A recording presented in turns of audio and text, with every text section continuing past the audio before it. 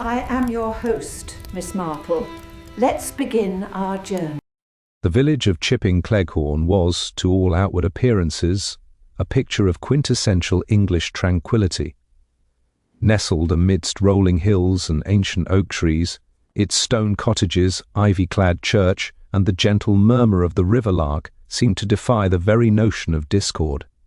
Each summer, the annual fete on the vicarage lawn was the highlight of the social calendar, a vibrant tapestry of polite chatter, homemade jams and children's laughter. This year was no exception. The sun, a benevolent eye in a sky of cornflower blue, warmed the throng that milled about the stalls. Mrs. Bantry, resplendent in a floral hat that rivaled the vicar's prize-winning dahlias, presided.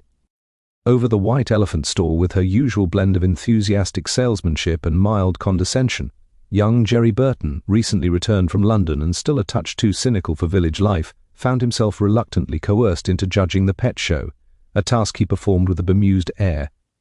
And at the heart of it all, quietly observing from a shaded bench near the tea tent, sat Miss Jan. Marple, her knitting needles clicking a steady rhythm, her eyes missing nothing. She watched Mrs. Gable, the butcher's wife, as she meticulously arranged her Victoria sponges, a faint tremor in her hand betraying an anxiety that seemed out of place for such a trivial task. She noted the furtive glances exchanged between Dr. Haydock, the village physician, and Mrs. Lestrange, whose husband, Arrett, Eyred Colonel, was nowhere to be seen. Most prominently, however, her attention was drawn to Father Michael, the new curate. A man of striking appearance, with a shock of prematurely white hair and eyes that seemed to hold a profound sadness, he had quickly become a figure of both fascination and a certain unspoken unease within the parish. Father Michael, usually a man of quiet contemplation, was surprisingly animated this afternoon. He moved among the parishioners, his booming laugh carrying over the gentle buzz of conversation, his hand often resting reassuringly on an arm or a shoulder. He engaged in earnest conversation with Mr. Thistle, the nervous churchwarden, and shared a surprisingly robust joke with the formidable Lady Anstruther. Miss Marple noted that he seemed to possess a remarkable ability to extract confidence, his gentle demeanor coaxing secrets from even the most reticent. As the afternoon wore on, a minor excitement arose with the announcement of the raffle winner. A hush fell, then a ripple of polite applause as Father Michael, having drawn the winning ticket, declared Mrs. Margaret Plummet, the quiet librarian, as the lucky recipient of a rather garish garden gnome. Mrs. Plummet, blushing furiously, went to collect her prize, her usual composure momentarily abandoned.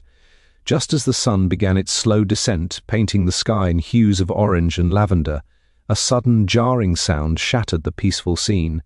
It was a sharp, cracking thud, followed by a collective gasp. All heads turned towards the church tower, its ancient stone silhouetted against the fading light. There, at the very base of the tower, sprawled awkwardly on the manicured grass, lay Father Michael. His vibrant white hair was now stark against the rich green, and a dark spreading stain bloomed beneath his head. A hush, more profound than any before, descended upon the fete. The distant laughter of children ceased. The gentle clinking of teacups was replaced by the pounding of hearts. Miss Marple, without a word, slowly lowered her knitting. Her eyes, usually so soft, now held a glint of steel. She had seen such things before, in various guises, in various villages, and in her experience, falls were rarely just falls, especially when a priest who knew too much was involved. The silence that followed the dull thud of Father Michael's impact was not a peaceful one. It was the heavy, suffocating silence of a village in collective shock. For several heartbeats, no one moved. The steam continued to rise from abandoned teacups, and a colourful balloon, escaped from a child's grip, drifted mockingly toward the very belfry from which the curate had surely fallen. Then the scream of Mrs. Gable broke the spell, a high, thin sound that sliced through the warm evening air. Tea! The transformation of the vicarage lawn was instantaneous. The orderly rows of stalls and the polite clusters of guests dissolved into a chaotic swarm. Dr. Haydock was the first to reach the body, his professional instincts overriding the personal grief that flickered across his face. He knelt in the grass, his summer linens instantly stained by the damp earth and the dark pool spreading from beneath.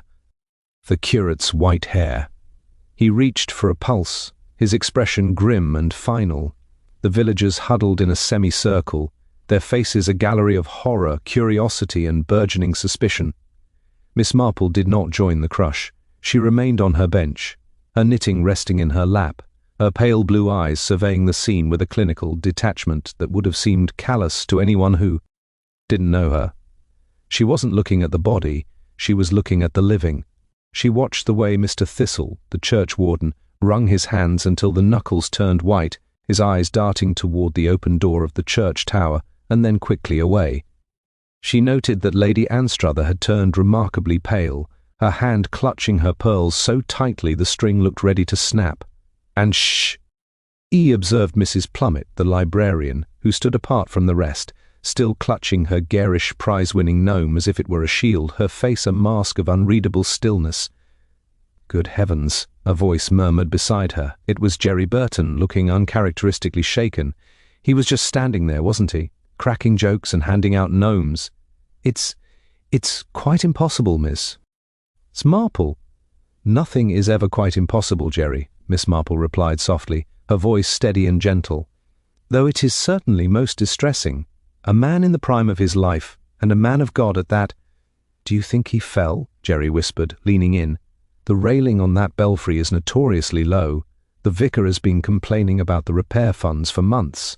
Miss Marple followed, his gaze up to the tower. The height was significant, certainly enough to ensure the tragedy they now witnessed. It is a possibility, of course. Accidents are the most common explanation for such things. And yet one cannot help but wonder why Father Michael was up there at all. The bells weren't due to be rung, and the view, while lovely, is something he saw every Sunday. By now the initial PA. Nick had settled into a low, feverish hum of gossip. The village reacts phase had begun in earnest. Groups formed and reformed like shifting sand, each person offering a fragment of a theory. Mrs. Bantry had joined the fray, her floral hat bobbing as she spoke to the Colonel's wife. I saw him talking to that strange man from the railway station earlier, she whispered loudly. The one with the hecked waistcoat. They looked very serious, didn't they? Almost like a confrontation. I heard he was receiving letters, Mrs. Lestrange added, her voice trembling slightly. Unsigned letters. My maid, Gladys, saw one on his hall table. She said the handwriting was quite wicked-looking. The word suicide began to ripple through the crowd, a dark current beneath the surface. He was a melancholy sort of man, for all his laughing, suggested Mr. Thistle to anyone who would listen. Those eyes of his, they saw too much of the world's sin, if you ask me. Perhaps it finally weighed him down. Miss Marple listened to it all, her mind sifting through the chaff of village scandal for the grain of truth. She remembered Father Michael's animation earlier in the day, the way he had leaned in to Lee, Sten to the villagers, the way his eyes had scanned the crowd, not with the warmth of a pastor, but with the keen intensity of a man looking for something specific. Or perhaps, she mused, a man who had already found it. He knew everyone's business, a voice grumbled near the tea tent. It was the local blacksmith, a man who rarely attended service, praising and poking into things that didn't conce. RN him, always counselling this one and visiting that one. Some secrets are better left buried, and Father Michael was a man for digging. This sentiment, though harshly expressed, resonated with a certain segment of the crowd.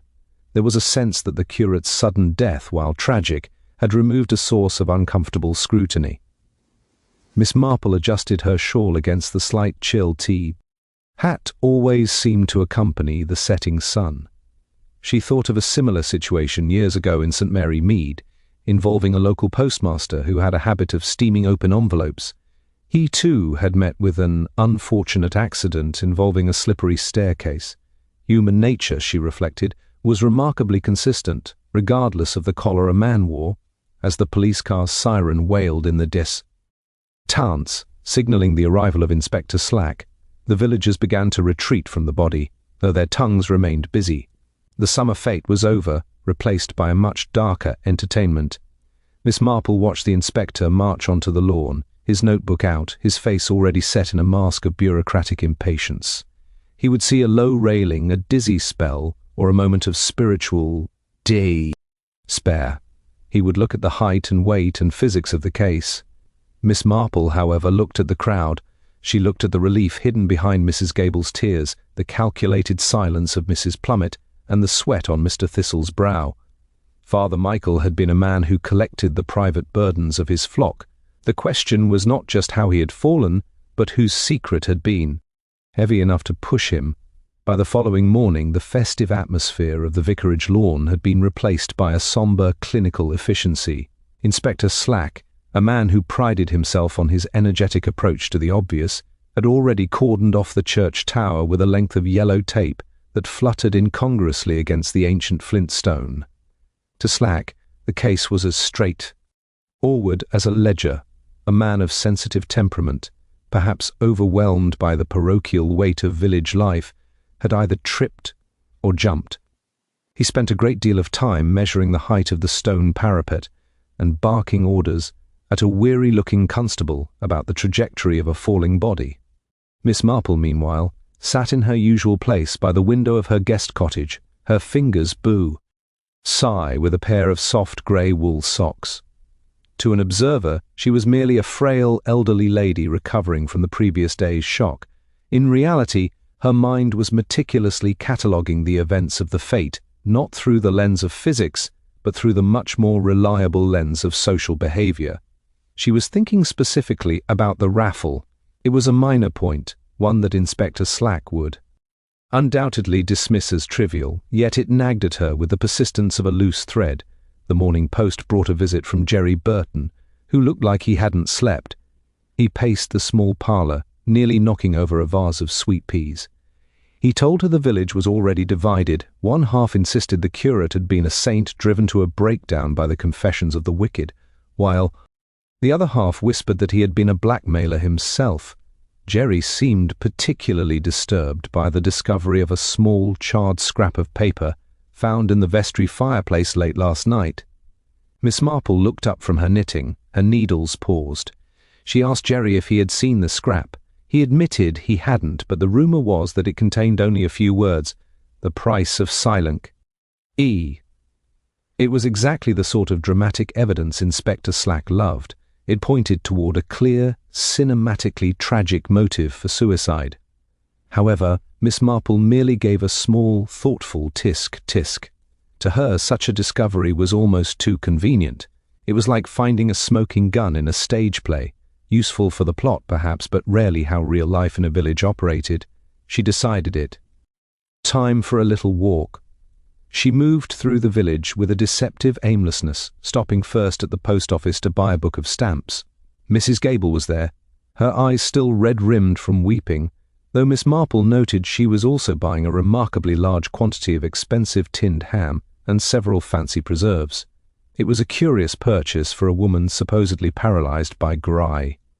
Miss Marple engaged her in a gentle conversation about the tragedy, mentioning how Father Michael had seemed so very cheerful during the raffle. Mrs. Gable's reaction was immediate and sharp.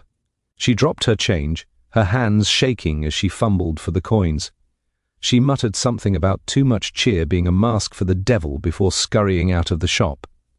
Miss Marple watched her noting the direction she took, not toward her own home, but toward the cottage of Mrs. Plummet, the librarian. Later, Miss Marple found herself near the churchyard, where she encountered Mr. Thistle. The church warden was polishing the brass plaques near the entrance, with an intensity that bordered on the obsessive. When Miss Marple commented on the beauty of the morning, he nearly jumped out of his skin. He spoke rapidly about the tragedy, his words tumbling over one another.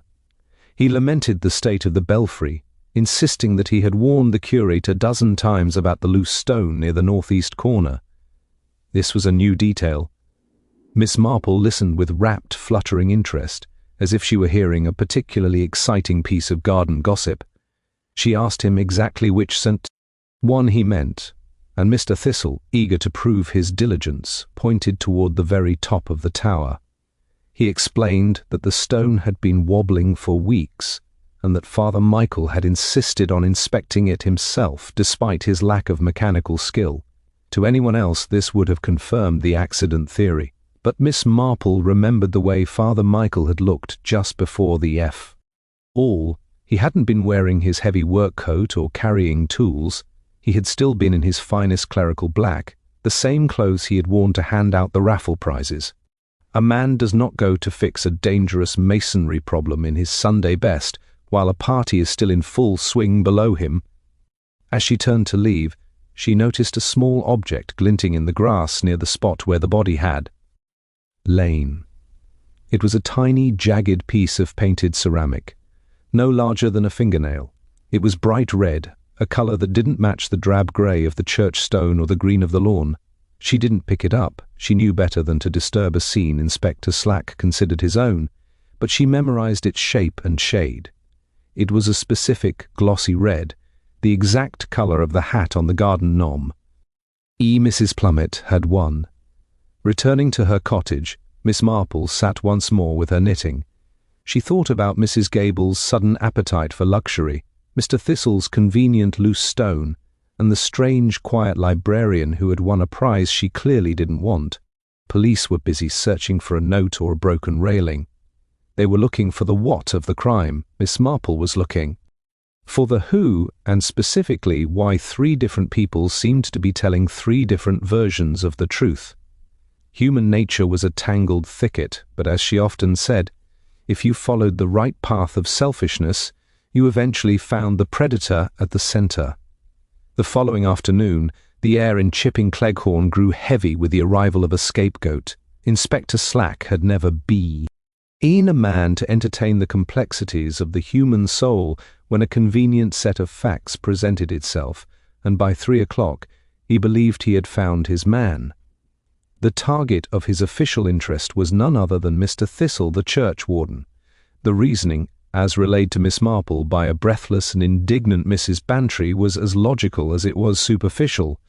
Police had discovered Thistle had been systematically embezzling from the Church Restoration Fund for over 2 years. Father Michael, it was theorized, had finally uncovered the discrepancy in the ledgers and had summoned Thistle to the belfry for a private confrontation. In a fit of panicked self-preservation, the warden had supposedly pushed the priest to his death. To the village, this was a highly satisfactory development. It provided a villain they already found slightly irritating and a motive that involved money, a commodity everyone understood. The locals now reinterpreted Mr. Thistle's previous nervousness, his obsessive cleaning of the brass, and his frantic talk of loose stones as the frantic twitching of a guilty conscience. Slack had even found a set of Thistle's fingerprints on the inner door of the Tower S staircase, a fact he brandished like a winning trump card. Miss Marple sat in her small garden, a cup of lukewarm tea at her side, listening to Mrs. Bantry's animated retelling of the arrest.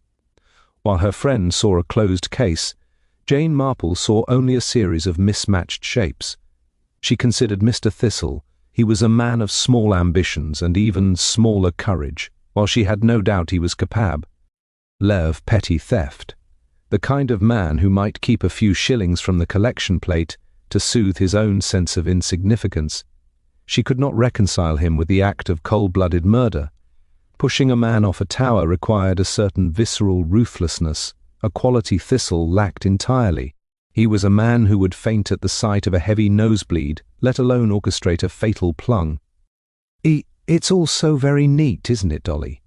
Miss Marple murmured, her needles clicking rhythmically, almost as if it were laid out like a window display at Selfridge's. The fingerprints, the money, the convenient argument. It's exactly what one expects to find.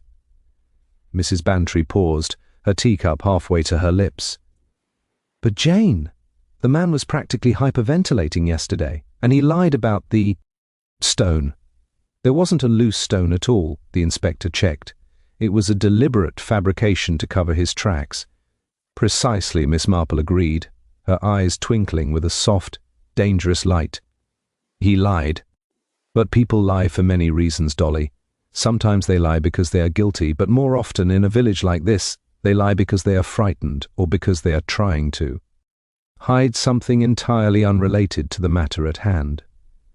Mr. Thistle lied about the stone because he wanted to provide an accident for a death he knew or suspected was a murder. He was trying to protect the church's reputation, not himself. He is a man who fears scandal more than he fears God. When Jerry Burton arrived later that evening, he confirmed that the inspector was preparing to move Thistle to the county jail by morning. Jerry was troubled. He had seen Thistle in the back of the police car, and the man hadn't looked like a murderer. He had looked like a broken umbrella, collapsed and useless. Miss Marple listened as Jerry described the search of the curate's rooms. Apparently, Father Michael's personal effects were remarkably sparse, almost monastic, with one exception: a lock. Ked diary that Slack had yet to open, as the key was missing. Miss Marple's mind immediately returned to the raffle. She thought of the way the curate had looked at the crowd, the way he had handed that garden gnome to the quiet Mrs. Plummet, and the way the librarian had received it, not with the pleasure of a winner, but with the grim resignation of someone handed a ticking bomb. She began to think about the nature of a curate's life. A curate is a transient figure, moving from parish to parish, carrying the secrets of one village into the next. If Father Michael had seen too much, as the blacksmith suggested, perhaps it wasn't just the secrets of Chipping Cleghorn that had followed him to the belfry.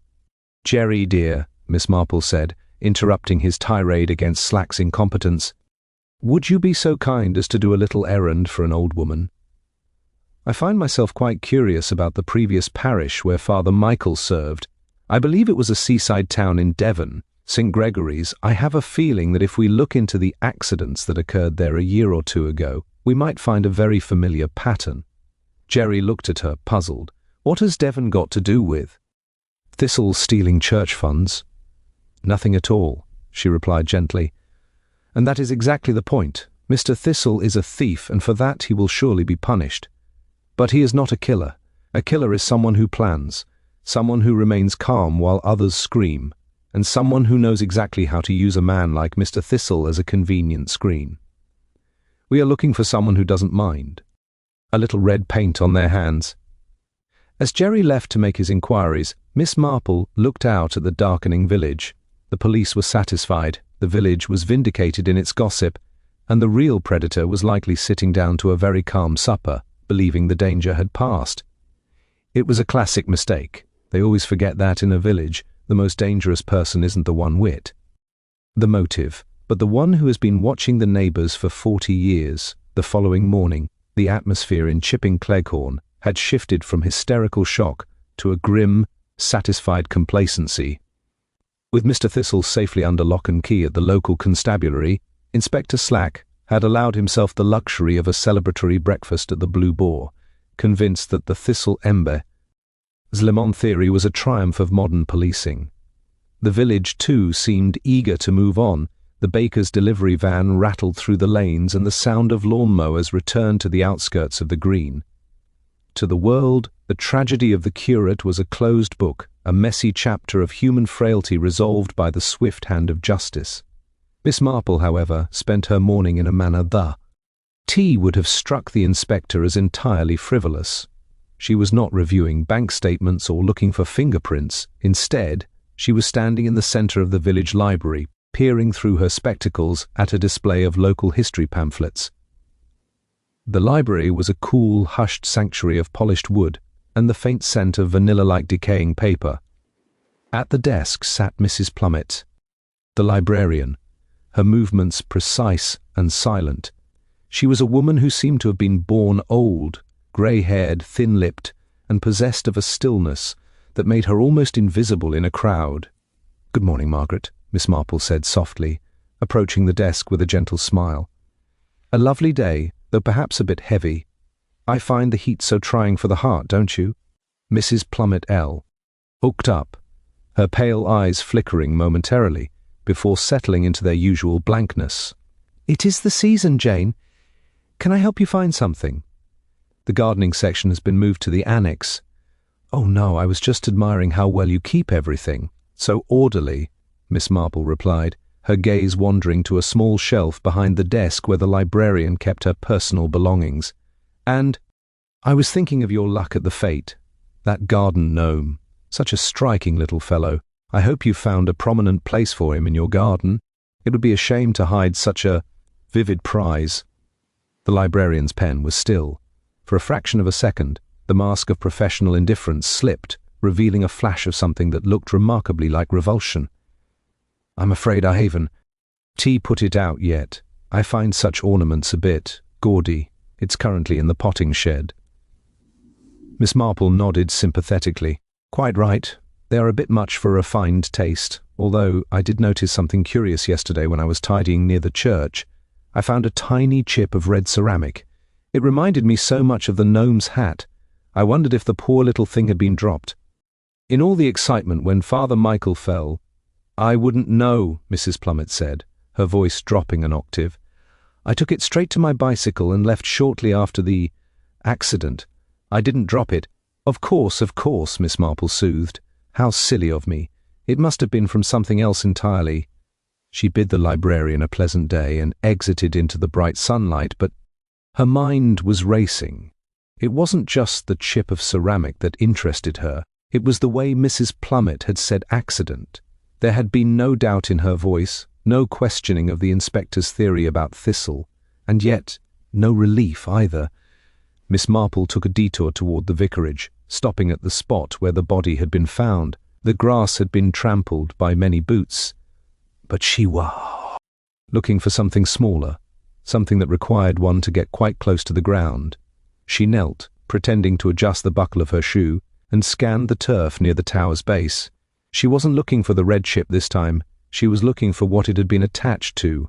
She found it wedged into the crevice of a large decorative flint stone near the foundation, a smear of sumpit. Hing dark and sticky, no larger than a halfpenny. She touched it lightly. It wasn't blood. It was a fragment of a very specific type of adhesive, the kind used in model making or perhaps in the repair of delicate ceramics. The pieces began to click together in Miss Marple's mind, drawing on a memory of a summer in Bournemouth 30 years prior. There had been a lady there, a Mrs. Rogers, who had been quite obsessed with her collection of porcelain figurines. Mrs. Rogers had discovered that one of her guests was a kleptomaniac and had devised a most ingenious, if rather wicked, way to identify the thief. She had coated the base of her most valuable piece with a slow-drying, brightly coloured dye that would stain the fingers for days. Father Michael had been a man of peace before he took his vows. He had seen the way people's hands reached for things that didn't belong to them. Miss Marple recalled the raffle again. The curate hadn't just drawn a name, he had hand-delivered the prizes. He had certain people touch certain objects. The hidden clue wasn't the gnome itself, but the fact that the gnome had been a trap.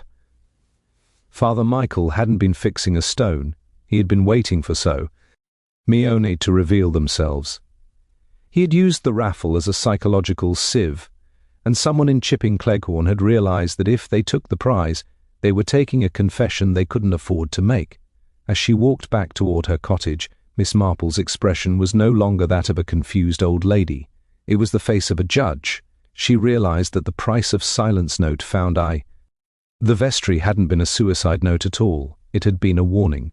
The curate hadn't been the victim of a panicked thief like Thistle. He'd been the victim of someone far more calculated, someone who understood that the only way to stop a priest from speaking was to ensure he could never speak again.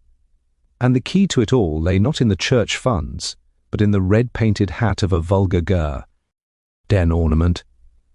The afternoon sun began to cast long, skeletal shadows across the village green as Miss Marple sat in the small, cluttered parlour of Mrs. Lestrange. The air in the room was thick with the scent of lavender and old lace, a fragrance that Miss Marple often associated with people who were trying very hard to preserve a version of the past that never quite existed. Mrs. Lestrange. The owner's wife was usually the peak of social decorum, but today she seemed frayed at the edges. Her tea service rattled against the tray, and she kept glancing toward the heavy mahogany desk in the corner of the room. Miss Marple, sipping her tea with an air of vacant enjoyment, led the conversation toward the topic of the late Father Michael's predecessor. She remarked on how difficult it must be for a new curate to step into a community where everyone's histories were so deeply intertwined. This was the opening Miss Marple needed. In a village, secrets were like damp rot. You might paint over them, but the smell remained if you knew how to sniff the air. He was a very probing young man, Mrs. Lestrange whispered, her voice tight. He had a way of asking questions that seemed innocent, felt like an interrogation. He came to the Colonel last week, you know. My husband hasn't been the same since. He's been locked in his study, brooding over those old files from his time in the East. It's almost as if Father Michael brought the ghosts of Singapore back with him. Miss Marple nodded sympathetically. The past is never truly buried, is it? It's like the bulbs I plant in autumn. One thinks they are gone, but then they sprout up in the spring, sometimes in places one doesn't expect. I remember a case in St. Mary Mead. Poor Mr. Gregson. He thought no one knew about his previous marriage in Australia, but the local apothecary had a cousin in Melbourne. It's a very small world, especially for the clergy. As she spoke, Miss Marple noticed a framed photograph on the mantelpiece. It was a group shot of a local charity committee from several years prior. There, standing at the back, was a younger, slightly more robust Mrs. Plummet, and beside her, a man Miss Marple didn't recognize, a man with a sharp, predatory face. When she inquired about him, Mrs. Lestrange's face hardened. That was Mr. Arbuthnot, she said, clipped. He was the previous librarian's husband. A very tragic business. He disappeared 5 years ago. Most people assumed he simply ran off to escape his debts, but there were whispers. Margaret Plummet took over the library shortly after. She's been a most devoted servant to the village, though quite solitary. The mention of the whispers was the thread Miss Marple had been waiting to pull. By the time she left the Lestrange household, she had a much clearer picture of the village's hidden geography. It appeared that Chipping Cleghorn was built on a foundation of quiet betrayals. Mr. Thistle wasn't the only one with a hand in a pot that wasn't his.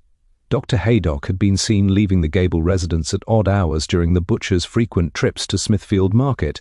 Mrs. Gable, in turn, had been seen depositing large sums of cash at a bank 3 towns over, far from the prying eyes of the local branch. But it was the story of the missing Mr. Arbuthnot that truly piqued Miss Marple's interest. She made her way to the village stores, ostensibly to buy some knitting wool, but really to engage in a bit of innocent gossip with the shopkeeper, Mrs. Higgins. Mrs. Higgins was a woman who viewed the village as a series of transactions and transgressions. Oh, Arbuthnot, Mrs. Higgins scoffed, leaning over the counter. A bad lot he was, always gambling, always borrowing. But Margaret, she was a saint to put up with. Though if you ask me, she didn't look too heartbroken when he vanished. Some say he didn't go far. Some say he's buried under that new extension they built on the library back in 21. Miss Marple Fay. Ned, a shocked gasp. Surely not. In a peaceful place like this? Peaceful? Mrs. Higgins laughed darkly. Underneath the peace, Miss Marple, there's a lot of folks who'd pay good money to keep the lid on things. Father Michael, he didn't understand that. He thought the truth shall set you free, but in Chipping Cleghorn, the truth usually just gets you into trouble. He spent too much time in archives, always looking at old building permits and death certificates. Why, he even asked me about the receipts for the library construction materials from 5 years ago. The picture was becoming uncomfortably vivid. Father Michael hadn't just been a priest, he had been a man with a hobby for historical accuracy. If he had been looking into building permits and old receipts, he wasn't looking for spiritual guidance, he was looking for a body. And if he had found evidence of a crime long buried, he would have known that the culprit was someone still walking the streets of the village, someone respected, someone invisible. Miss Marple thought back to the garden gnome and the red chip of ceramic. If the gnome had been a trap, a way to mark someone who had touched something they shouldn't, then the killer wasn't just someone with a secret. They were someone with a very specific physical fear. They needed to know what the priest knew, and they needed to stop him before he went to the authorities. As she walked home, she passed the library. Through the window, she saw Mrs. Plummet sitting perfectly still, staring at the far wall. She wasn't reading. She wasn't working. She was weighty. It reminded Miss Marple of a cat she once had, a sweet-looking tabby that would sit for hours by a mouse hole, perfectly composed, until the moment it struck. The motives in chipping Cleghorn were multiplying like rabbits: greed, adultery, and now perhaps the most ancient motive of all, the need to keep a grave silent. The following morning, the village of Chipping Cleghorn was jolted by a new and baffling development that seemed to throw Inspector Slack's tidy case against Mr. Thistle into complete disarray. Just as the sun began to burn through the valley mist, the local postman discovered a letter pinned to the church's heavy oak door. It was not a confession, nor was it a plea for mercy. It was a typed, anonymous manifesto claiming that Father Michael had been involved in a clandestine, illicit affair with a woman from his previous parish in Devon, and that his death was the result of a crime of passion committed by a vengeful relative who had followed him to the village. To heighten the drama, a small silk scarf, of a pattern certainly too sophisticated for the local shops, was found snagged on the rose bushes directly beneath the belfry window. This new evidence sent the village into a fresh frenzy of speculation. The embezzlement church warden theory was suddenly dropped in favor of a much more scandalous narrative. The villagers now whispered about a mystery woman and a dark past, and even Inspector Slack felt compelled to delay Mr. Thistle's transfer to the county jail while he investigated this more sensational lead. Miss Marple, however, received this news with a pursed lip and a troubled brow. She sat in her small garden, watching a robin hop across the lawn, and felt a profound sense of unease. To her, this new revelation felt remarkably like a stage effect, the sort of thing a travelling theatre troupe might use to signal a change in scene. It was too colourful, too deliberate, and far too helpful for anyone wishing to divert attention away from the internal affairs of Chipping Cleghorn. "It is a very clever red herring, Jerry," she remarked to young Mr. Burton, when he arrived with the latest updates. Like the time at the village play when the curate's trousers fell down just as the villain was about to be revealed. Everyone was so busy laughing at the poor man that they missed the culprit slipping out the side door. Jerry looked confused. "But the scarf, Miss Marple. Slack says it's real silk, and the letter mentions specific dates from Father Michael's time at St. Gregory's. It seems his past really was catching up with him. Or perhaps," Miss Marple countered gently, "someone has been very busy reading the curate's personal papers. Papers that should have been locked in a desk. It is much easier to create a past for a dead man, to explain away the present actions of the living." She spent the afternoon making a series of seemingly unconnected visits. First, she went to the local haberdashery, where she spent a long time admiring the various types of silk and thread. She asked the shopkeeper, a talkative woman named Miss Hartnell, if anyone had recently purchased a scarf of a particular floral pattern. Miss Hartnell recalled that no such scarf had been sold, but she did remember that Mrs. Gable had been in a week ago, asking for advice on how to remove a very stubborn stain from a piece of fine, patterned fabric. Next, Miss Marple made her way to the library. She found Mrs. Plummet at her desk, looking more composed than ever. The librarian seemed almost relieved by the news of the mystery woman. She spoke of it with a detached scholarly interest, as if discussing a character in a Gothic novel. While they spoke, Miss Marple's eyes drifted to the library's recent acquisitions shelf.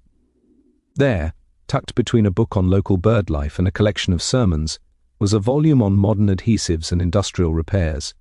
It was a book that seemed oddly out of place in a small village library, and Miss Marple noted that the library's own records showed it had been checked out and returned only 2 days before the fete.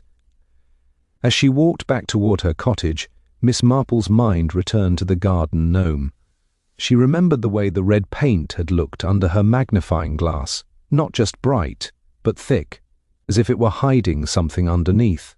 She recalled a similar incident involving a paint tea tray in St. Mary Mead, where the paint had been used to conceal a very important piece of stolen jewelry. The twist of the mystery woman was starting to look more and more like a desperate deception. If Father Michael had discovered a body, perhaps the body of the missing Mr. Arbuthnot, he wouldn't have gone to the police immediately. He was a man of the cloth. He would have gone to the Purs. On responsible first, hoping to offer them a chance at spiritual redemption. He would have been the priest who knew too much in a very literal sense. And then there was the raffle prize issue.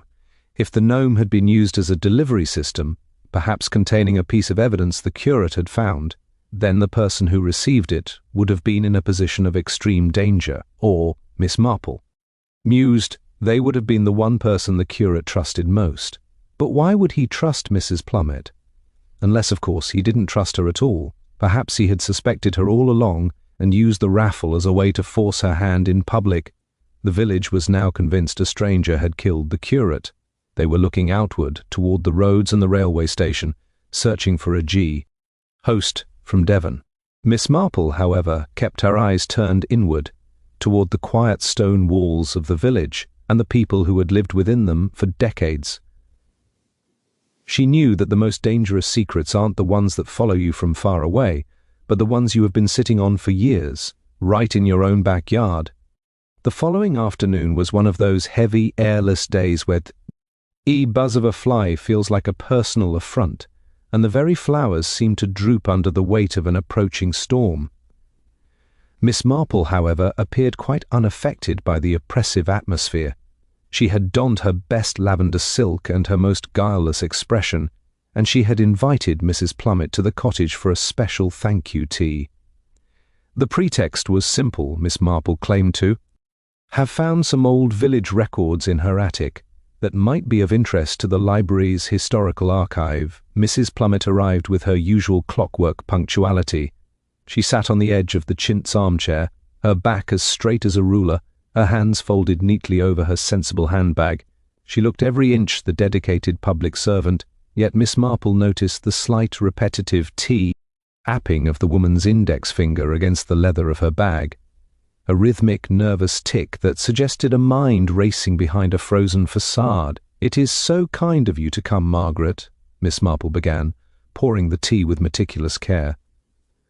"I know how busy you must be, especially with all the excitement of the mystery woman the police are chasing. Such a dramatic turn of events, it reminds me. So much of a serial I once read in The Lady's Companion. Though, in my experience, real life is usually much more domestic." Mrs. Plummet took a sip of her tea, her gaze fixed on a small watercolor of the village green on the opposite wall. "The police seem convinced," she said. "Inspector Slack mentioned this morning that they are tracing a telephone call made from a booth near the station. It seems the curate had quite a hidden life, does it?" Miss Marple asked, her voice dropping to a confidential whisper. "I often think we see what we are meant to see, like a conjurer at a fair. He waves a bright silk scarf in one hand so you don't notice what the other hand is doing. I was thinking about that garden gnome again this morning. I simply couldn't get it out of my head. I even went to the trouble of looking up the manufacturer. They're quite common, but this particular model was discontinued 5 years ago. Just about the time your poor husband disappeared, wasn't it?" The silence that followed was absolute. Mrs. Plummet did not move, but the tapping finger stopped abruptly. The air in the room seemed to thicken, the scent of the sweet peas on the windowsill suddenly cloy in. "Gee, I don't see the connection, Jane," Mrs. Plummet said, her voice cracking like ice. "Oh, it's probably just the ramblings of an old woman," Miss Marple continued cheerfully, reaching for a plate of biscuits. "But I remembered a very curious thing about my nephew Raymond's experiments with amateur dramatics.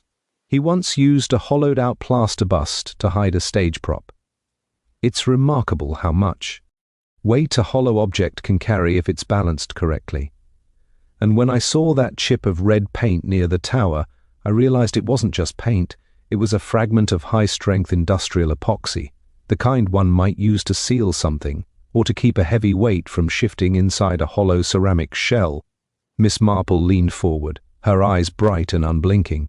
Father Michael was a very observant man, Margaret. He noticed that the library extension had settled unevenly. He mentioned to the blacksmith that he thought the foundations were being undermined by something organic, And then at the raffle he didn't give you that gnome by chance, he gave it to you because he had found something inside the library walls, something small enough to fit inside a garden ornament perhaps, a wedding ring or a very specific set of keys. And he wanted to see your face when you realized he knew your secret. Mrs. Plummett's face was no longer pale, it was a sickly, translucent grey. She set her teacup down with a sharp clatter. "You have a very vivid imagination, Jane. I think the heat is getting to you." "Perhaps," Miss Marple agreed mildly, "but then there is the matter of the mist. Airy woman's scarf. Miss Hartnell tells me Mrs. Gable was trying to clean a stained fabric last week. I suspect Mrs. Gable has been helping you, hasn't she? Not out of friendship, of course, but because you know about her extra income from the butcher's books. A little mutual blackmail keeps a village very quiet. She provided the scarf and the anonymous tip to Slack to keep him busy, but she didn't know red paint. She didn't know that when you pushed Father Michael from that tower, a piece of your prize, the evidence he was using to bait you, snapped off in the struggle." Miss Marple reached into her knitting bag and produced a small, clear envelope containing the tiny red chip. She laid it on the lace doily between them. "I imagine the rest of the gnome is currently at the bottom of the Riverlark, or perhaps buried deep in your potting shed. But this little piece stayed behind. It's quite a distinctive shade, isn't it? Almost like blood." Mrs. Plummett stood up. Her composure was gone, replaced by a cold, vibrating fury. She didn't deny it, she didn't scream. She simply looked at Miss Marple with a terrifyingly clear understanding. "He wouldn't leave it alone," she whispered. He kept digging. "He was going to ruin everything I built. I've been respected here for 5 years. I earned my peace. At a very high price, I fear," Miss Marple said softly. As Mrs. Plummett turned to leave, her hand trembling as she reached for the door handle, Miss Marple didn't move. She knew Inspector Slack was waiting just outside the garden gate. She had made sure of that. The psychological game was over. The predator had been coaxed into the light, not by forensic evidence, but by the simple, inescapable pressure of their own guilt. The evening air in the vicarage study was thick with the smell of old paper and the lingering chill of a rainstorm that had never quite broken. Inspector Slack sat behind the heavy oak desk, looking remarkably like a man who had been told the earth was Solat, and was currently trying to find a way to file a report on it. Beside him, Jerry Burton leaned against the bookshelves, his expression one of rapt fascination. Across from them sat Miss Marple, her hands folded over her handbag, looking as though she were merely discussing the recipe for a particularly successful sponge cake rather than the mechanics of a cold-blooded murder. It really all company. "Mare's down to the nature of a village, Inspector," Miss Marple began, her voice gentle yet firm. "In a place like Chipping Cleghorn, people don't just disappear, they are tucked away. When Mr. Arbuthnot vanished 5 years ago, everyone was quite happy to accept the easiest explanation, that he was a scoundrel who had run off to escape his debts. It was convenient. But Father Michael was not a man of convenience. He was a true man, and when he began his research into the church's historical archives for the anniversary, he noticed a discrepancy in the library's building permits from that same year." Slack shifted in his chair, his brow furrowed. "The library extension? What does a bit of brickwork have to do with a curate falling off a tower?" "Everything, I'm afraid," Miss Marple replied. "Far. For Michael discovered that the extension had been completed in a remarkably short time frame, and that a certain section of the floor had never been properly surveyed. He suspected, and I believe the police will now find, that Mr. Arbuthnot never left the village at all. He was placed beneath that floor by a wife who had finally reached the end of her patience with his gambling and his cruelty. For 5 years, Margaret Plummett lived in perfect, quiet security, literally sitting upon the secret of her crime. But Father Michael found a piece of evidence during his investigation, perhaps a signet ring or a watch that Arbuthnot always wore, which had been unearthed during a minor repair to the library floorboards." Jerry leaned forward. "So that's why he was acting so strangely at the raffle. He wasn't just handing out prizes, he was conducting an experiment." "Exactly," Miss Marple nodded. He was a very clever man, though perhaps a bit too theatrical for his own safety. He knew that if he confronted Margaret privately, she might deny it. He wanted to see her reaction in a moment where she couldn't hide. He placed the evidence he had found inside that hollow garden gnome, sealing it with a very specific red industrial epoxy he'd borrowed from the blacksmith's shed. When he won the prize for her, he whispered something to her, something about secrets coming home to roost. He wanted her to take the evidence, to feel the weight of it, and to know that he had her in his power. He hoped, I think, to move her to a confession of the soul. Inspector Slack grunted, scribbling a note. But why the tower? If she had the gnome, why go to the belfry? Because Margaret Plummet is a woman of action, not of penance. Miss Marple explained sadly. She realized that as long as the curate was alive, her life was over. She sent him a note, the price of silence note you found, pretending to be ready to confess and asking him to meet her in the belfry where they wouldn't be overheard. She knew the village would be distracted by the end of the fete. When he arrived, she didn't confess. She struggled with him. She is a strong woman, Inspector, strengthened by years of lifting heavy crates of books and, perhaps, the even heavier weight of her own conscience. During the struggle, the gnome, which she had brought back to return to him, struck the stone parapet. A small chip of that red epoxy snapped off, the piece I found. She pushed him, and in the horror of the moment, the village assumed the fall was an accident or a suicide. And the mystery woman? Jerry asked. The scarf and the letter from Devon? A classic diversion, Miss Marple said with a faint, knowing smile. Margaret knew she needed to give the police a different trail to follow. She used her knowledge of Mrs. Gable's petty thefts from the butcher's shop to coerce her into helping. Mrs. Gable provided the scarf and helped stage the clues that pointed toward a scandal in Father Michael's past. It was a very tidy plan. It played perfectly on the village's love for a good scandal and your own preference, if you'll forgive me, Inspector, for the most obvious villain. Poor Mr. Thistle was simply a convenie. NT scapegoat because his own small greeds made him look guilty. Slack looked down at his notebook, then back at the frail old lady in front of him. For the first time, a look of genuine respect, mixed with a healthy dose of fear, crossed his face. We found the gnome in her potting shed, Miss Marple, just as you suggested. It was smashed to bits, but there was a gold watch inside with the initial. Sirrah, Robert Arbuthnot. And we've found the red paint transfer on the belfry ledge. Human nature is very much like a garden, Inspector, Miss Marple said, rising slowly and smoothing her skirts. You can prune and you can weed, and you can try to make everything look very neat and respectable. But underneath the soil, the roots are all tangled together, and if there is something rotten at the base eventually, no matter how much you water the flowers, the truth will out. I find it very sad.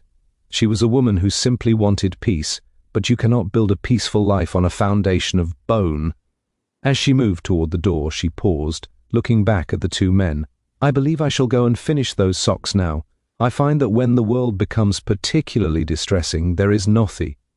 NG quite so restorative as a bit of plain knitting. It's so very orderly. The following Sunday morning, the bells of Chipping Cleghorn rang out with a clarity that seemed to scour the very air of the lingering shadows of the past week. To the casual observer, the village had returned to its sombre, rhythmic pulse. The butcher's van made its rounds. The smell of roasting beef wafted from kitchen windows, and the usual parade of floral hats marched toward the church for the morning service. Yet there was an unmistakable shift in the atmosphere, a collective tightening of the shoulders and a lowering of voices. The peace of the village had been restored, but it was a brittle thing, held together by the uncomfortable knowledge that the library extension had been pulled apart and that a monster had lived among them in the guise of a quiet librarian. Miss Marple sat on her familiar bench on the vicarage lawn, which was now empty of stalls and bunting. The grass, where Father Michael had fallen, had been neatly raked, though a small patch remained slightly yellower than the rest, a stubborn reminder of the tragedy. Beside her sat Jerry Burton, looking uncharacteristically thoughtful, as he watched the parishioners file into the sanctuary. The news of Mrs. Plummett's arrest and the grisly discovery of her husband's remains beneath the non-fiction section had sent shockwaves far beyond the county line. "It's hard to believe, isn't it?" Jerry said, breaking the silence. "I've seen her every week for years. She recommended books to me. She helped children find fairy tales. And all. That time, she was living with that. How does a person just continue as if nothing happened? How do they drink tea and talk about the weather with a body under their floorboards?" Miss Marple's knitting needles clicked softly, a comforting sound against the distant drone of the organ. "It is a question of compartmentalization, Jerry. A very human trait, I'm afraid. We all have little rooms in our minds where we lock away the things we don't wish to see. For most of us, it's just a bit of vanity or a small unkindness. But for a woman like Margaret Plummet, the room was very large and the door was very heavy. She didn't see herself as a murderer. She saw herself as a woman who had corrected a mistake. Her husband was a parasite, and once he was gone, she felt she had earned the right to be a respectable member of society. In her mind, the crime was the interruption of her peace, not the act that secured it. "And what about the others?" Jerry asked, glancing toward the church doors where Mrs. Gable was entering, her head bowed lower than usual. The inspector let her off with a warning for obstructing justice, but the village won't forget. They're already calling her the Scarf Woman. And poor Thistle has moved away entirely. Villages have long memories for the wrong things, Miss Marple sighed, pausing to count her stitches.